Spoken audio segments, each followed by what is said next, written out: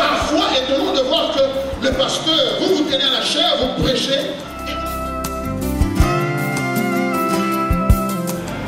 La foi n'a pas besoin d'ajout, ce n'est pas la foi. Plus les hommes, vous devenez sauvés. Non, c'est la foi seule.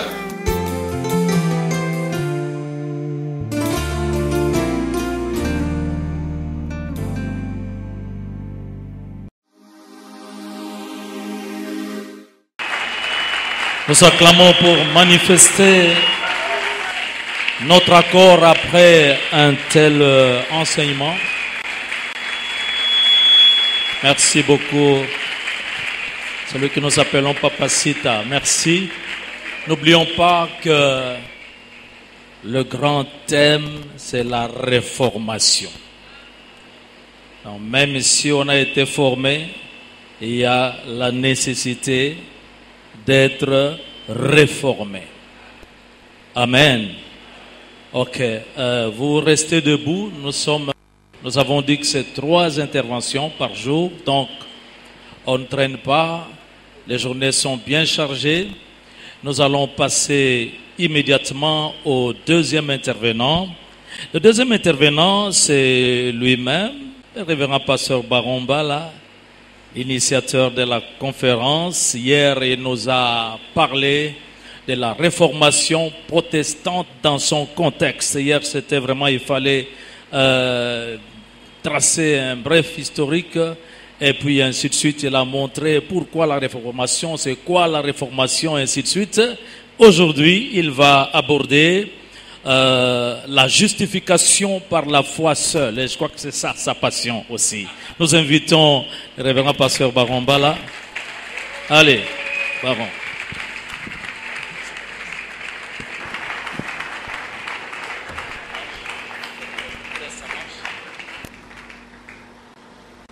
Alors que nous restons encore debout, je voudrais faire la prière avant qu'on démarre. Seigneur, merci. Quel beau message nous venons d'entendre, Seigneur. Quelle parole, quelle profondeur, quelle précision, Seigneur. Quelle énergie du Saint-Esprit. Nous voulons te dire merci, Seigneur. C'est vrai, il fallait vraiment bien qu'on arrive ici, Seigneur, pour entendre ta voix, pour être rappelé à l'ordre et pour être encouragé. Pour ces 7000 que tu t'es réservé, Seigneur, qui ne cessent de proclamer l'évangile et parfois se sentant frustrés parce que ce qu'ils disent n'est pas populaire. Et tu les as amenés ici, Seigneur, pour les encourager. L'heure est arrivée afin que nous puissions nous lever et qu'ils puissent se lever, Seigneur, dans cette ville pour proclamer l'évangile avec intégrité. Au nom de Jésus. Merci pour ces instants qui te plaisent de nous rendre encore, Seigneur, et de nous instrumenter pour la gloire de ton nom et la bénédiction de tes serviteurs et tes servantes. Que toute la gloire te soit rendue. Au nom de Jésus. Amen. Alors que nous restons encore debout, je vous inviter à lire les textes bibliques avec moi et nous allons nous rasseoir tout de suite après.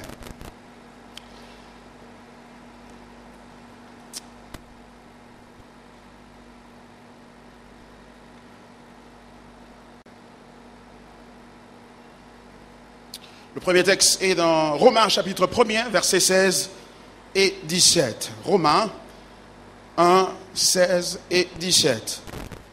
Car je n'ai point honte de l'évangile, c'est une puissance de Dieu pour le salut de quiconque croit, des Juifs premièrement, puis du Grec, parce qu'en lui est révélée la justice de Dieu par la foi et pour la foi. Selon qu'il est écrit, le juste vivra par la foi. Je vais aussi lire Romains chapitre 3, versets 23 et 24 à 26. Car tous ont péché et sont privés de la gloire de Dieu. Et ils sont gratuitement justifiés par sa grâce, par le moyen de la rédemption qui est en Jésus-Christ. C'est lui que Dieu a destiné par son sang à être pour ceux qui croiraient victime propitiatoire, afin de montrer sa justice, parce qu'il avait laissé impunis les péchés commis auparavant, au temps de sa patience, afin, dis-je, de montrer sa justice dans le temps présent, de manière à être juste tout en justifiant celui qui à la fois en Jésus. C'est la parole du Seigneur. Pouvons nous rasseoir. Merci. Encore une fois, je voudrais vous dire merci à tous. Merci aux serviteurs de Dieu pour votre présence ici et servante de l'Éternel. Que Dieu soit glorifié. Et la tâche qui est la mienne à cet instant, c'est de vous parler de sola fide, la justification par la justification par la foi seule. Comme nous l'avons dit hier, nous devons nous rappeler que le christianisme est une religion révélée. C'est-à-dire que même si nous était accordé 1000 ans pour vivre ou 1 million d'années pour vivre, nous n'aurions jamais pensé que Dieu nous sauverait de la manière dont il nous a sauvés en Christ. C'est ce que ça veut dire. Ça veut dire que ce Dieu seul qui détient le monopole de la connaissance de la manière dont il voulait et tenait à nous sauver. Et de cette manière-là, c'est pourquoi la Bible dit que ce sont des choses qui ne sont jamais montées au cœur de l'homme, les choses que les oreilles n'ont jamais entendues. Et personne donc ne peut venir à Dieu à moins que cette révélation, de la manière dont Dieu voudrait que les hommes viennent à lui soit révélée, ne lui soit faite. C'est-à-dire que vous ne pouvez pas venir à Dieu à moins que vous ne compreniez que Dieu a voulu nous sauver par Jésus-Christ et plus précisément par l'œuvre qu'il a accomplie à la croix. Et donc, l'œuvre de la croix est essentiellement l'œuvre de la rédemption, donc l'œuvre du rachat et plus précisément l'œuvre de réconciliation entre Dieu et l'homme. À la croix, Dieu a réconcilié l'humanité avec lui-même. Et au cœur de cette réconciliation-là, il y a cette doctrine qu'on appelle la doctrine de la justification par la foi.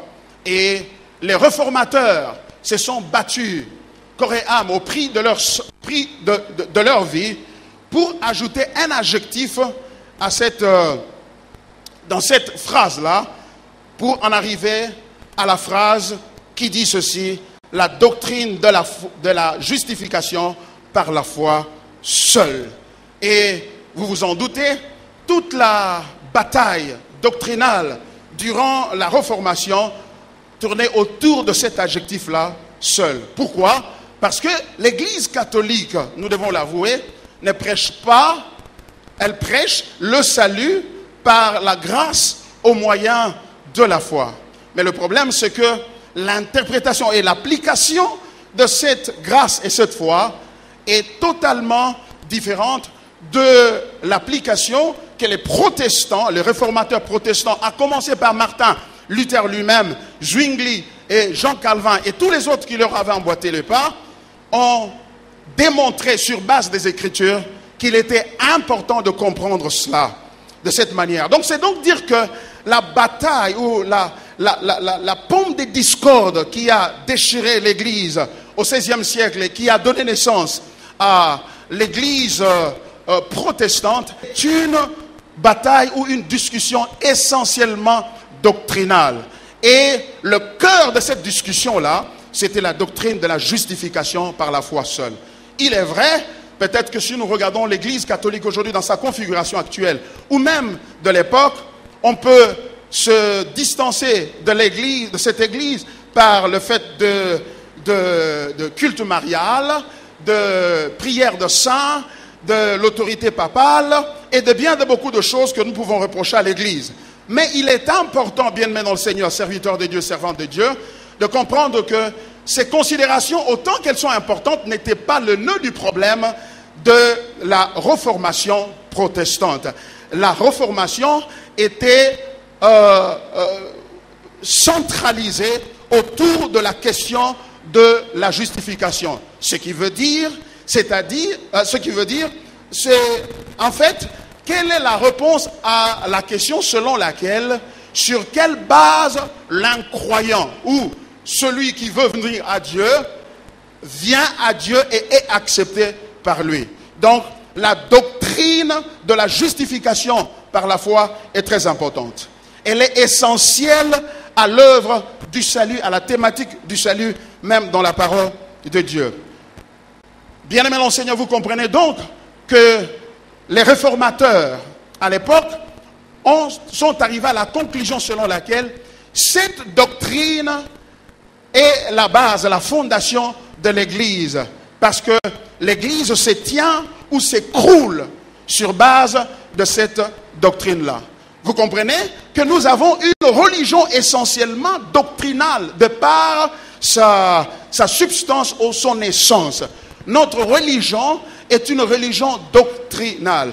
Mais vous allez remarquer, bien-aimé mon Seigneur, la négligence qui s'observe aujourd'hui dans l'Église quant aux questions doctrinales. La doctrine a disparu de la chair, de la prédication, et nous l'avons remplacée par plusieurs sermons qui n'adressent que le problème ressenti par le croyant, le problème contextuel du croyant. Mais c'est l'ironie de la problématique, c'est que ces problèmes contextuels-là ne peuvent être résolus que lorsque le problème doctrinal est d'abord résolu. Et pour preuve, vous allez remarquer, du temps où nous autres nous étions convertis, depuis 1985, quand je suis venu à Christ, les groupes de prière où nous étions, la caractéristique de ces groupes, c'était l'enseignement de la parole et l'étude biblique. Mais vous allez remarquer qu'aujourd'hui, l'étude biblique a disparu dans l'Église pour laisser la place aux prières. Ce n'est pas que les prières sont mauvaises, mais le problème, c'est que lorsque la doctrine de la foi chrétienne est négligée, laquelle doctrine doit être essentiellement, comme Papa Sita vient de le dire ici, essentiellement basée sur les Écritures, bien aimé, c'est l'effondrement de l'Église et donc la perte de l'influence de l'Église, même dans notre société. Parce que, bien aimé dans le Seigneur, vous devez réaliser, comme Christ l'a dit, que nous sommes la lumière du monde. Nous sommes la lumière du monde. Nous sommes le sel de la terre. Lorsque le sel perd sa saveur, avec quoi la lui rendra-t-on? La saveur du sel ou de l'Église, c'est la doctrine chrétienne. Et au cœur de cette doctrine, il y a la vérité de la justification de la foi seule. Il y a certains qui argumentent disant, mais écoute, pasteur, le problème avec la doctrine, c'est que si nous nous apésantissons sur la doctrine, nous mettons l'accent sur la doctrine a la propensité à nous diviser. Il se méfie donc de la doctrine sous prétexte que la doctrine divise. Oui, la doctrine effectivement divise. Et c'est le but même de la doctrine. Dieu ne peut nous unir à moins qu'il nous divise d'abord. Parce que c'est la parole de Dieu qui apporte la division, qui apporte la démarcation entre ceux qui sont de Dieu et ceux qui ne le sont pas. Donc il est important, bien aimé dans le Seigneur, de réaliser que nous ne pouvons pas marchander la doctrine de la foi au nom d'une unité arithmétique avec les autres. L'unité dont il est question, c'est l'unité de la foi en Christ. En réalité, Dieu n'est pas pour l'unité. Il est pour lui-même. Dieu ne cherche pas l'unité. Il cherche sa gloire. Il dit, appelez-moi mes fils et mes filles que j'ai fait, que j'ai créé pour ma gloire, pas pour l'unité. Et le cas échéant de l'expérience de la tour de Babel est illustrative de cette vérité-là. Ils étaient tous unis, toute la terre unie, parlant la même langue, ayant un même objectif. Construisons-nous une grande ville et au milieu de la ville, érigeons une tour dont le sommet devait toucher le ciel. Et la Bible dit, Dieu vint pour les disperser. Il descendit pour les disperser. Il est contre l'unité, une unité qui n'est pas autour de sa gloire. Donc toute association, même ecclésiastique ou associationnelle, je peux le dire ainsi, qui n'a pas pour fondement la recherche de la gloire de Dieu, ne peut pas être acceptée par Dieu. Et il nous a divisés à la tour de Babel, mais il nous a unis à la Pentecôte. Pourquoi? Parce que avant de nous unir, il a posé le fondement de l'unité qui est l'œuvre de la croix. C'est autour de la croix qu'il nous unit. Bien-aimés dans le Seigneur, c'est pourquoi il est important que, alors qu'il est, l'enseignement doctrinal retourne à l'Église et à la chair. Et lorsque nous parlons de cet enseignement doctrinal, nous voulons premièrement, essentiellement parler d'abord ici de la justification par la foi seule. Bien-aimés dans le Seigneur, puisque nous nous adressons aux serviteurs de Dieu, il convient de nous rappeler que le ministère consiste premièrement à amener l'homme à se réconcilier avec son Dieu. Le grand problème que l'homme a, la grande menace de l'homme ne vient pas de Satan d'abord. Le diable n'est pas le plus grand problème de l'homme. Les démons ne sont pas le plus grand problème de l'homme. Le plus grand problème de l'homme, c'est Dieu. L'homme a rejeté son créateur, il a rejeté son géniteur, et de ce fait, il a rejeté donc la raison de son existence. Et le but de Dieu, c'est de ramener l'homme à se réconcilier avec lui. Parce que Dieu est plus dangereux que Satan. La Bible dit que c'est une chose terrible que de tomber entre les mains du Dieu vivant. Parce que si tu tombes entre les mains du diable, tu peux appeler Dieu, tu peux invoquer Dieu pour venir te délivrer. Mais si tu tombes entre les mains de Dieu, c'est fini. C'est fini. Et par conséquent, lorsque l'homme se réconcilie avec son Dieu, aucun autre ennemi ne peut avoir l'ascendant sur lui. C'est pourquoi l'apôtre Paul dit clairement qu'il n'y a point donc de condamnation pour ceux qui sont en Christ. Il n'y a point de condamnation. Lorsque nous sommes réconciliés avec Dieu, nous sommes donc justifiés devant Dieu. Bien-aimé mon Seigneur, la problématique qui a divisé l'Église catholique et l'Église protestante au XVIe siècle tournait donc autour de cette question de la justification par la foi. Tout avait commencé par l'expérience que Martin Luther avait eue en privé avec Dieu. Ça veut dire, Martin Luther, il s'est converti de façon assez extraordinaire. Il était un étudiant en droit et son père voulait qu'il devienne un avocat. Il l'a envoyé à l'université pour étudier le droit. Et un jour, il revenait de l'université, il s'est dirigé vers la maison. Il pleuvait et un coup de tonnerre retentit juste à côté de lui. Il s'est senti en danger de mort et il a crié « Sainte Anne, si tu me sauves, je deviendrai moine. » Et curieusement, il a été sauvé, le tonnerre ne l'a pas tué. Et le lendemain, il est allé s'inscrire au monastère. Et il a rejoint l'ordre des Augustiniens. Et lorsqu'il arrive là-bas, l'expérience, il était tellement dévoué à Dieu, parce qu'il savait que s'il était encore vivant, c'était parce que la grâce divine lui avait été accordée.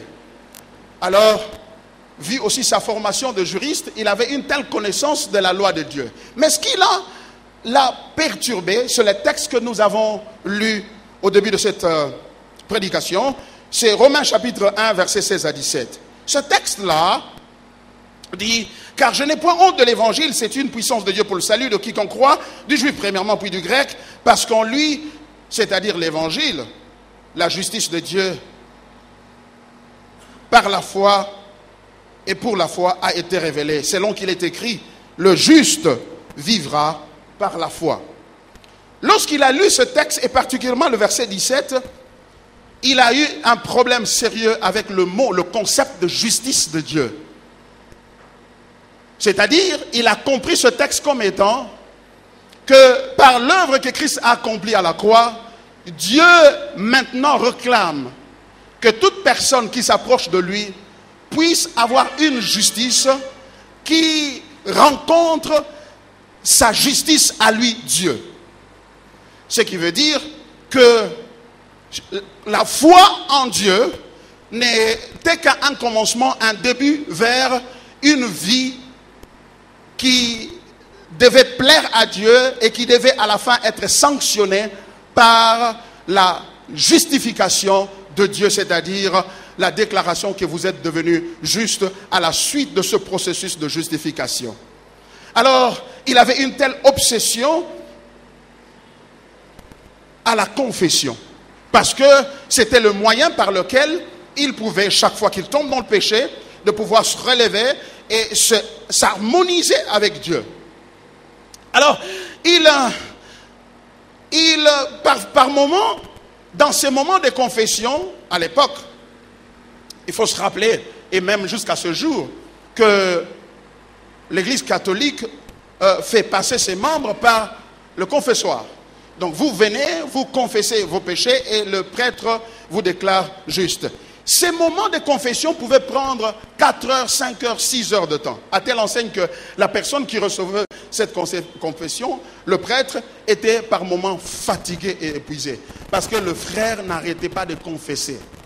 Et imaginez-vous que déjà la rigueur de la vie du monastère à laquelle il était astreint ne lui donnait pas l'accès à la mondanité que le commun de mortels avait. Il était au monastère, 16 heures de prière, de répétitions, de chants, de sacrifices. Et on se demande comment une telle personne qui était qui vivait une vie ascétique pouvait passer 6 heures à confesser. Qu'est-ce qu'il confessait encore? Finalement, on était fatigué de lui, on l'a envoyé à Wittenberg, là-bas pour être professeur à l'université de Wittenberg.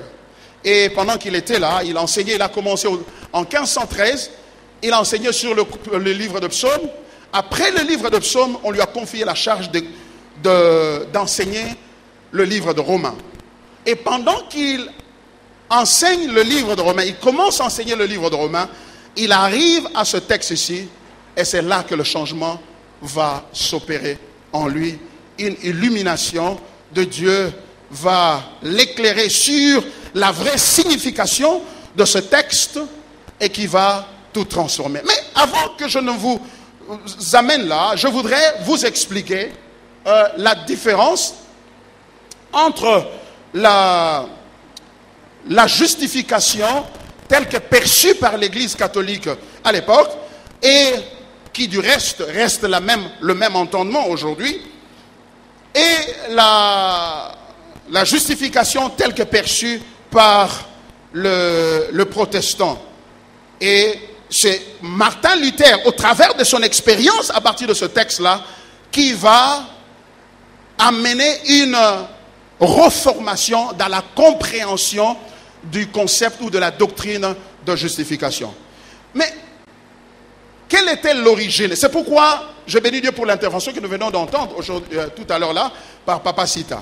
Que la parole de Dieu, l'interprétation de la parole de Dieu est importante pour nous pour pouvoir vivre une vie chrétienne prospère, solide et qui plaise à Dieu.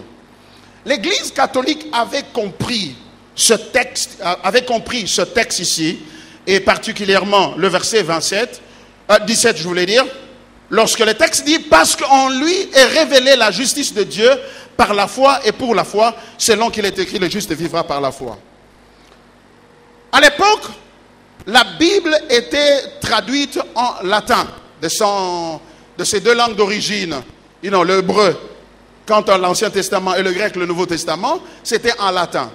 Et en latin, le mot « justice » qui apparaît dans ce texte ici, faisait référence, étymologiquement parlant, de son origine, faisait référence à la réalité juridique qui se pratiquait dans la cour romaine, dans le droit romain. Le mot justice en latin, justificare, voudrait dire le processus de rendre juste.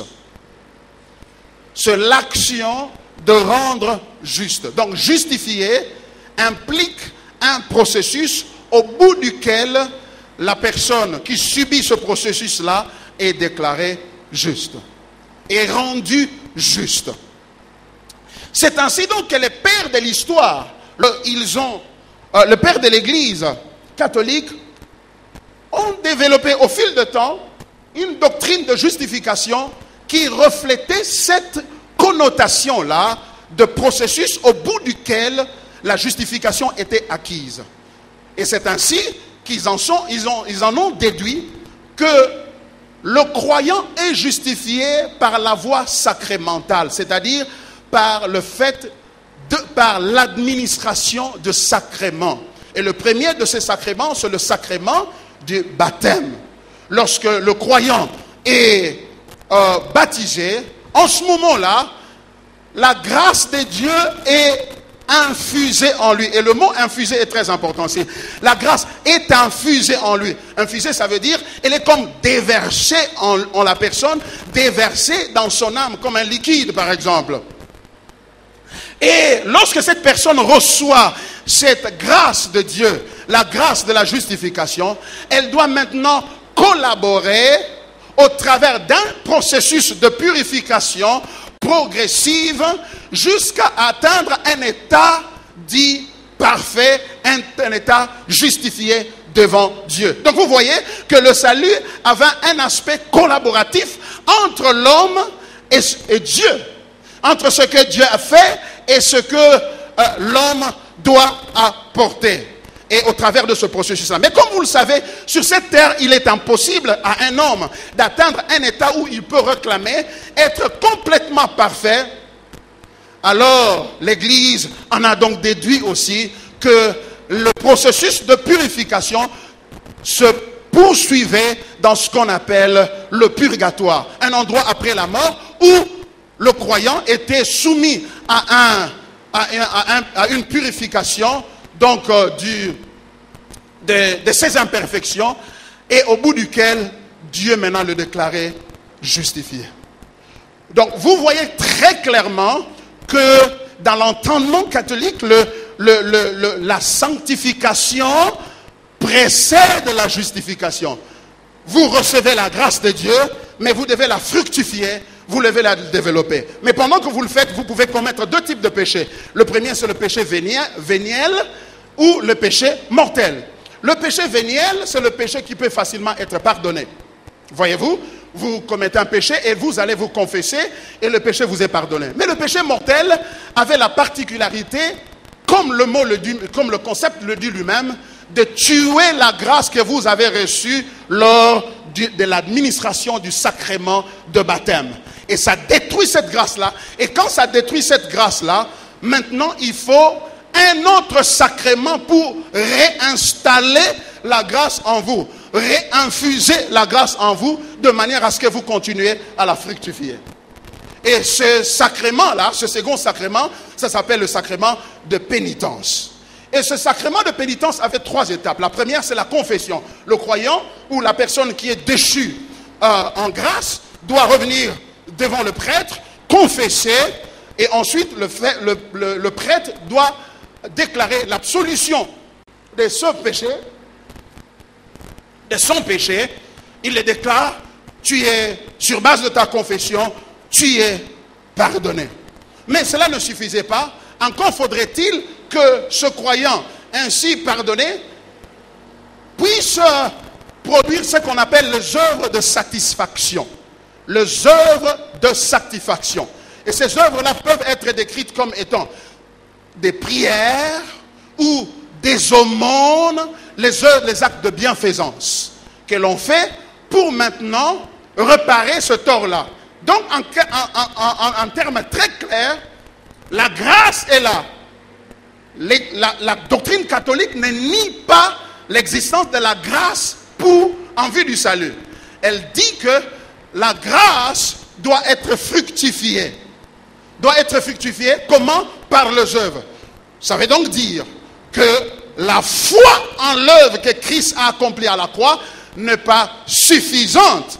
Encore faudrait-il y ajouter des œuvres qui l'accompagnent de manière à ce qu'il en résulte la justification. Donc vous comprenez tout de suite que dans cette théologie-là, dans cette conception-là, on ne peut pas parler de l'assurance du salut pendant qu'on est encore sur la terre. Pourquoi? Parce que tu ne sais pas si demain ou après-demain tu peux commettre le péché mortel et donc déchoir de la grâce, ou la perdre totalement, ou tu ne sais pas ce qui se passe de l'autre côté dans le purgatoire. C'est pour cela que l'Église pouvait, c'était à donner à des pratiques qu'on appelle des indulgences. L'indulgence, c'est quoi? L'indulgence, c'était un certificat que l'Église décernait, derrière lequel il y avait ce qu'on appelle des mérites. C'est-à-dire quoi? C'est-à-dire que certaines personnes qui avaient vécu sur cette terre avaient tellement démontré une conduite exemplaire et extraordinaire à telle enseigne qu'ils ont dégagé un surplus de mérite. Ils ont produit des œuvres, plus d'œuvres qu'ils n'en avaient besoin. Et ces œuvres-là sont donc stockées quelque part.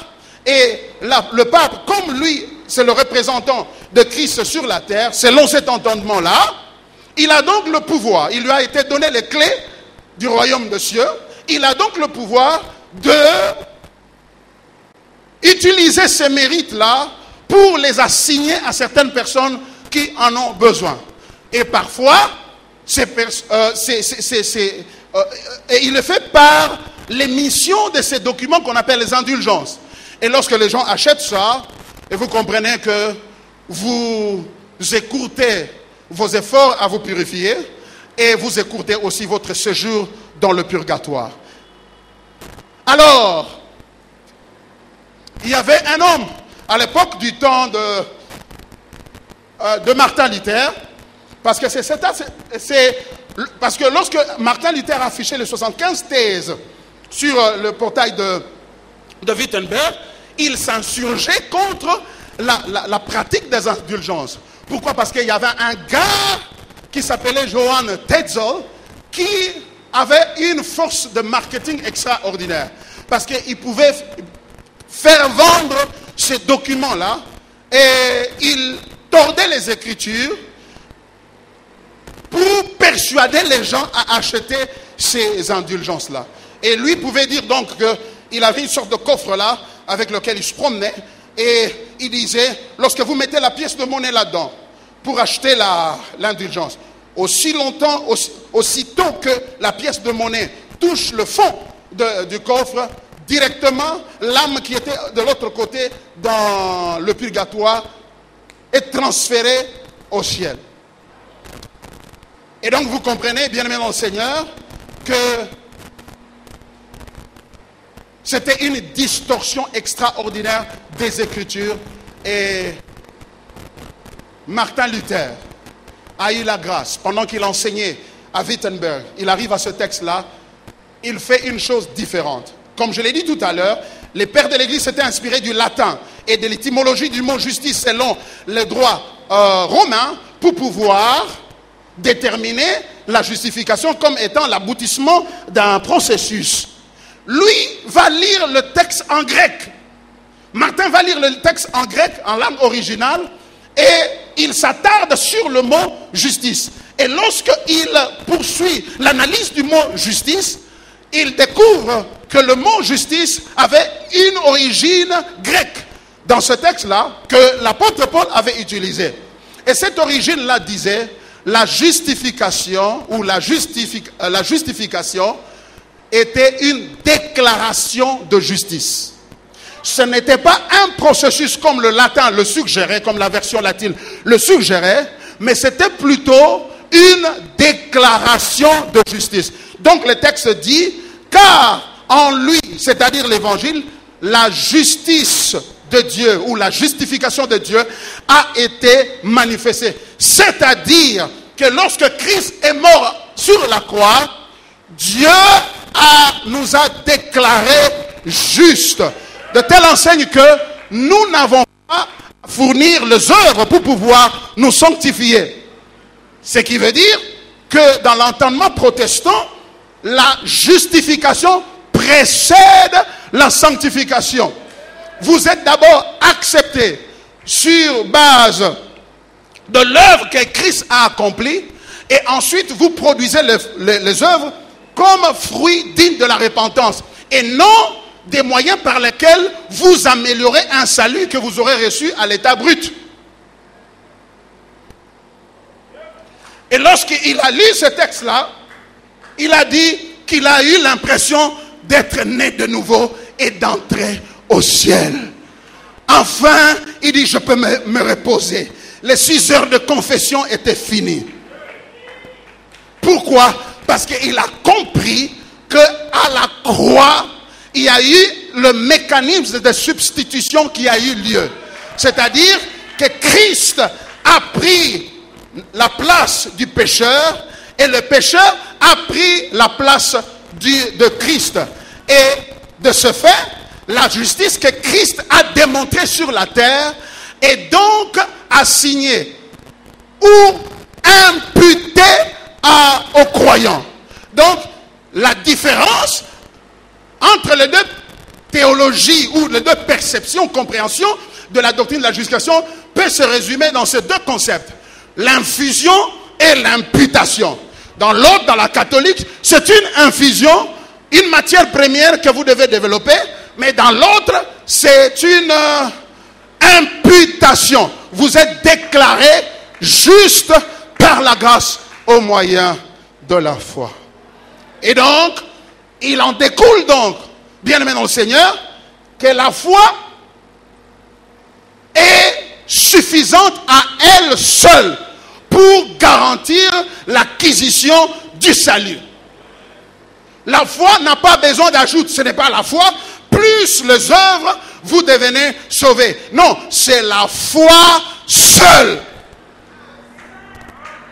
Bien aimé dans le Seigneur, nous sommes cet avant-midi en ce lieu parce que cet homme avait reçu cette inspiration divine et il est arrivé à comprendre les Écritures pour défier toute une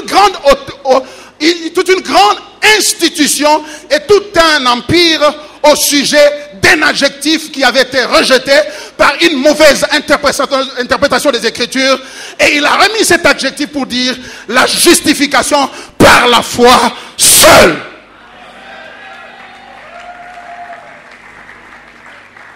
La foi seule suffit. Et ils ont précisé, les réformateurs, que ce n'est pas la foi qui nous sauve. Nous ne sommes pas sauvés par le fait de démontrer la foi. La foi n'est pas la monnaie qui vous permet d'acheter le salut. Non, c'est Christ qui nous sauve. C'est Christ qui nous sauve. La foi n'est qu'un moyen, ce n'est qu'une main tendue pour recevoir, saisir ce que Christ a rendu disponible. C'est donc dire qu'en réalité, lorsqu'on dit que nous sommes sauvés par la foi seule, c'est une façon de dire implicitement que nous sommes suffisamment, totalement sauvés par l'œuvre de Christ. À telle enseigne que nous n'avons pas besoin d'ajouter autre chose là-dessus. Et c'est ça le centre du christianisme, bien-aimé dans le Seigneur. C'est ça la bonne nouvelle. Mais, je dois dire à cause du temps, je dois dire rapidement en passant, que les réformateurs n'ont pas dit que si tu es sauvé, c'est fini, tu n'as plus besoin de démontrer des œuvres. Ce n'est pas ce qu'ils ont dit. Ce n'est pas ce qu'ils ont dit. Bien au contraire, ils ont dit, la foi qui sauve, nous sommes sauvés par la foi seule. Mais la foi qui sauve n'est pas seule. Elle est accompagnée des œuvres. Vous sentez la nuance? Je répète ça. Nous sommes sauvés par la foi seule. Mais la foi qui sauve, elle n'est jamais seule. Parce que la foi sans œuvre est une foi morte. Donc, ils ont replacé, ils ont fait un déménagement du concept de sanctification en préfixe, en pré-justification pour le mettre post-justification. Et en faisant cela, ils nous ont empêchés de verser dans ce qu'on appelle l'antinomisme. L'antinomisme, c'est la propensité à croire que Nous sommes sauvés par la foi seulement et par conséquent, nous n'avons pas besoin de démontrer des bonnes œuvres. Je peux continuer donc à commettre les péchés. Ce n'est pas important parce que Christ est mort pour mes péchés passés, présents et futurs. Alors par conséquent, je peux vaquer au péché. C'est ça la prémisse ou l'argument de ce qu'on appelle l'évangile de la grâce extrême que nous entendons parler aujourd'hui. Et nous devons faire très attention à cela. On reconnaît un bon arbre à ses fruits. Christ est venu pour nous transformer. La Bible dit, lorsque quelqu'un est en Christ, il est une nouvelle créature. Les choses anciennes sont passées et voici toutes choses sont devenues nouvelles. Bien-aimés dans le Seigneur. Donc, au cœur de la justification, il y a l'œuvre de la croix par laquelle Dieu s'est substitué à nous pour nous donner un salut par la grâce au moyen de la foi seule. Bien-aimés dans le Seigneur, tout à l'heure là, le pasteur cite à cet employé à nous démontrer que le principe de sola scriptura, il n'y a pas de vie chrétienne, il n'y a pas de ministère sans la parole. Mais sola fide, ou la justification par la foi seule, nous montre que le seul moyen où nous reconnaissons le test final de la parole de Dieu, c'est la justification par la foi seule, au travers de l'œuvre que Christ a accomplie à la croix. C'est donc dire, bien-aimé mon Seigneur, que la prédication de l'évangile ne peut pas avoir lieu sans l'œuvre de la croix, ne peut pas avoir lieu sans le mécanisme de substitution, sans la justification par la foi. Pourquoi? Le message central de la Bible, c'est Christ crucifié. Mais remarquons aujourd'hui que l'Église est en train de dévier. Pourquoi? Parce que nous avons abandonné la centralité de l'œuvre de la croix pour verser dans ce qu'on appelle le légalisme ou le moralisme. Le plus grand absent des prédications aujourd'hui, dans nos prédications, c'est Christ lui-même.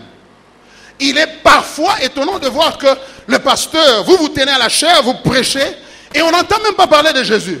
On entend parler de Dieu, Dieu c'est bon, mais ce Dieu-là s'est révélé en la personne de Christ. Et précisément à la croix. La prédication ressemble à un cours de management aujourd'hui, ou à un cours de moralisation. Non, bien-aimés dans le Seigneur, nous n'avons pas autre chose. Paul a dit que je n'ai pas voulu connaître, il a dit aux Corinthiens, je n'ai pas voulu connaître autre chose parmi vous, sinon Christ et lui crucifié. Mais si Christ crucifié n'est pas prêché, comment les non-convertis arriveraient-ils à la conversion? C'est pourquoi nous avons des fausses conversions à l'église. Et de même, nous voyons cette personne-là quitter l'église et verser dans l'immoralité. Et on dit que non, c'est un chrétien, il peut perdre son salut, ainsi de suite.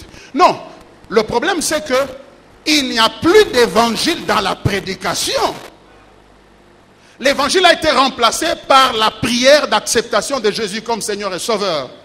Cette prière, que je le dise encore tout haut ici, ne sauve personne. Personne n'ira au ciel parce qu'il avait fait la prière d'acceptation de Jésus comme Seigneur et Sauveur. Ce Christ qui sauve, et ce Christ doit être prêché. La Bible dit, c'est en croyant du cœur qu'on parvient à la justice, et en confessant de la bouche qu'on parvient au salut. C'est-à-dire, la foi précède la confession. Il faut d'abord croire. Et croire en quoi? Croire en l'œuvre que Christ a accomplie à la croix. Et encore faudrait-il que cette œuvre-là soit expliquée dans le sermon. Le problème, c'est que le sermon n'a fait aucune explication de Christ. Et à la fin, on dit, by the way, est-ce que si tu n'as jamais donné ta vie à Jésus, tu peux donner ta vie à Jésus maintenant? Ça veut dire quoi donner ta vie à Jésus? Nous sommes arrivés à l'heure de la précision. Nous devons être précis. Nous devons parler de Jésus courageusement. Nous devons parler des contours de l'évangile avec précision. Parce que les témoins de Jéhovah parlent de Jésus. Il n'y a pas que nous qui parlons de Jésus. Beaucoup de gens parlent de Jésus. Mais de quel Jésus s'agit-il?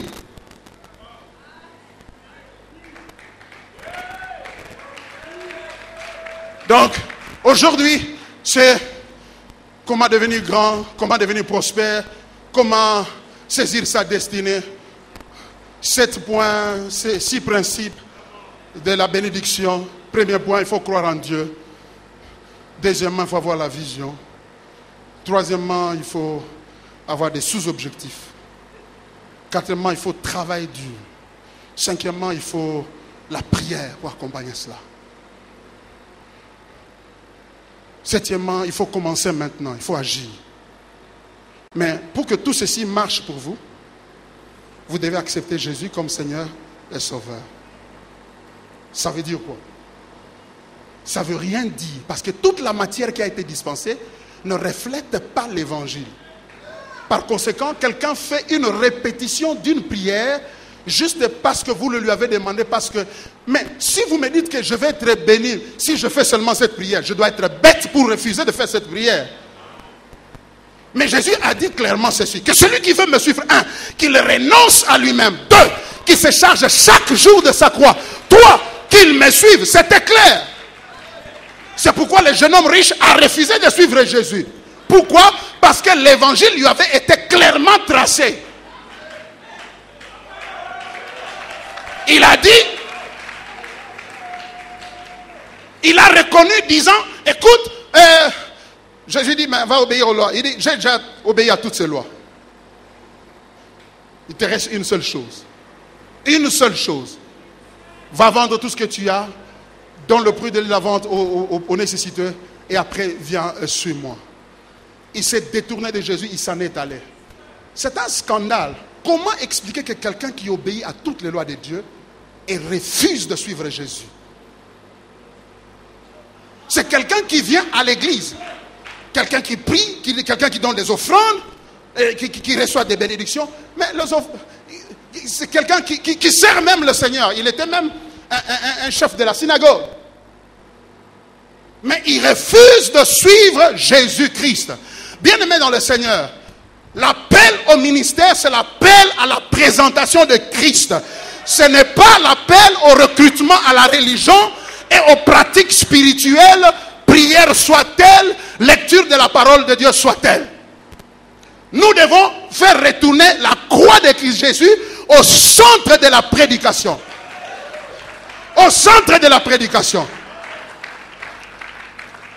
Mais c'est pour la raison pour laquelle, bien-aimés dans le Seigneur, nous avons péché pendant 25 ans. La prospérité, la délivrance. Mais le pays ne change pas. Comment expliquer cela? Parce que Christ est absent de la prédication. Non, je ne dis pas que vous ne citez pas le nom de Jésus. C'est pas ça que je vous dis. Je ne vous accuse pas de ça. Le nom de Jésus n'est pas suffisant. Car il a dit, dans les derniers jours, il y en a qui viendront disant, nous avons prêché en ton nom. Nous avons fait des miracles en ton nom. Nous avons guéri les malades en ton nom. Nous avons chassé les démons en ton nom. Il leur répondra, retirez-vous de moi car je ne vous ai jamais connu. Donc, dire le nom de Jésus n'est pas suffisant. Il faut articuler l'évangile.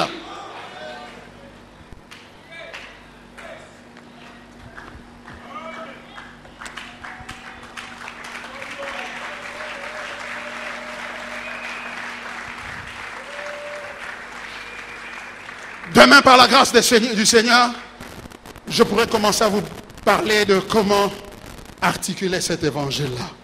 C'est très important. Bien-aimés dans le Seigneur, c'est ici l'appel de Dieu. L'appel, c'est que nous devons nous lever. Ce n'est plus le temps de se taire. Ce n'est plus le temps de se gêner.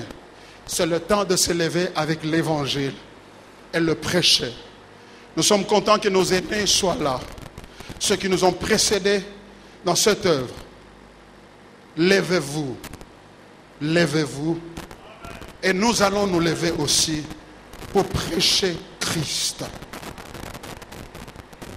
Les résultats que nous obtenons, la grandeur du ministère, la taille de l'église, le budget de l'église, les avoirs de l'église ne sont pas une preuve irréfutable de la véracité du message. Ne le sont pas. Ne nous laissons pas impressionner par les apparences. L'heure est arrivée où nous devons poser la question. Où l'avez-vous mis? Où est Jésus? Où est Jésus? Nous ne devons plus tolérer n'importe quoi. Ce n'est plus le temps de bavardage. Parce que le Congolais peut parler. Tout Congolais peut être prédicateur. Mais très peu peuvent être prédicateurs de la croix de Christ. L'heure est arrivée. Dieu voudrait que nous puissions nous lever et prêcher la parole. Inclinons-nous dans la prière. Seigneur, merci. Je fais ce que je puis ce matin et je prie que toi tu fasses tout ce que tu veux pour la gloire de ton nom. Au nom de Jésus. Amen.